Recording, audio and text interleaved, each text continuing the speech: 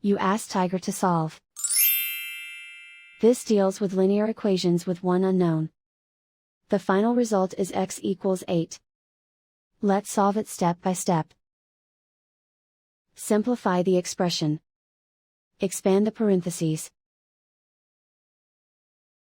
Multiply the coefficients. Simplify the arithmetic. Combine like terms. Group all constants on the right side of the equation. Add 50 to both sides.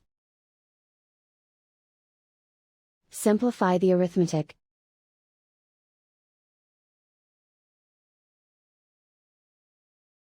Isolate the x. Divide both sides by -13. Cancel out the negatives.